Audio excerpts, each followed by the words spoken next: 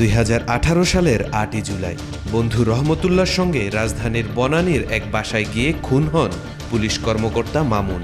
পরদিন গাজীপুরের জঙ্গল থেকে তার আধা পোড়া মরদেহ উদ্ধার করা হয়। এ ঘটনায় মামুনের বড় ভাই জাহাঙ্গীর আলম খান বাদী হয়ে বনানী থানায় হত্যা মামলা করেন। মামলাটি তদন্ত করে 2019 সালের 31শে মার্চ 8 আসামির বিরুদ্ধে অভিযোগপত্র দেয় ঢাকা মহানগর পুলিশের গোয়েন্দা শাখা ডিবি। আসামিরা হলেন রবিউল ইসলাম ওরফে আরাব খান, রবিউলের স্ত্রী সুরাইয়া, রহমতুল্লাহ, স্বপন সরকার, দিদার পাঠান, মিজান শেখ, আতিক হাসান ও সরওয়ার হোসেন। আসামিদের মধ্যে রবিউল ও তার স্ত্রী এখনও পলাতক।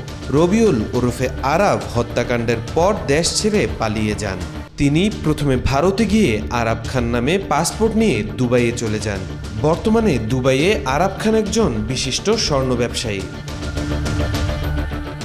এত কুকর্ম করার পরেও অলৌকিক উত্থান হয়েছে পুলিশ পরিদর্শক মামুন হত্যার চার্জশিটভুক্ত আসামি আরাব খানের।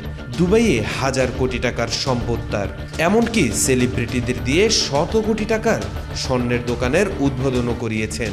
ধারণা করা হয় বিভিন্ন অপরাধের সঙ্গে সঙ্গে আরাব খান স্বর্ণ চোরাচালানের সঙ্গেও যুক্ত রয়েছেন। তার ক্ষমতার পেছনে সাবেক আইজিপি বেনজির আহমেদ ছিলেন বলেও ধারণা করা হয়।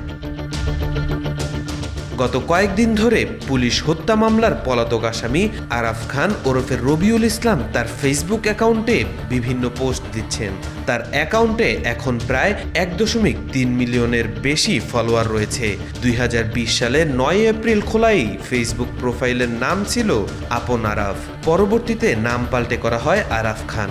আরাব খানের ফেসবুক অ্যাকাউন্টেই তার ভারত থেকে সংযুক্ত আরব আমিরাতে যাওয়ার নানান রকমের তথ্য উপাত্ত আছে। ফেসবুকে রবিউল দাবি করেন 2015 থেকে 2019 সালের মধ্যে তিনি লন্ডনের কিংস কলেজ থেকে স্নাতক সম্পন্ন করেছেন। তবে পুলিশ বলছে রবিউল এসএসসি পরীক্ষাও পাশ করতে পারেননি। আইনশৃঙ্খলা বাহিনীর কর্মকর্তাদের মতে সোহাগ মোল্লা, আপন ও হৃদয় নামে ব্যবহারকারী রবিউলের 2009 সালে খোলা আরেকটি ফেসবুক অ্যাকাউন্ট রয়েছে, যেটির নাম শেখ হৃদি।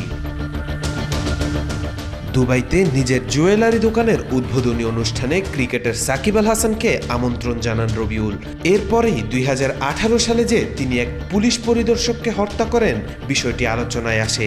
হত্যার পরপরই রবিউল ভারতে পালিয়ে যান এবং নাম পরিচয় পাল্টে ভারতীয় পাসপোর্ট করেন। এখন তিনি দুবাইতে বসবাস করছেন। তাওফিকুল ইসলাম, আজকাল।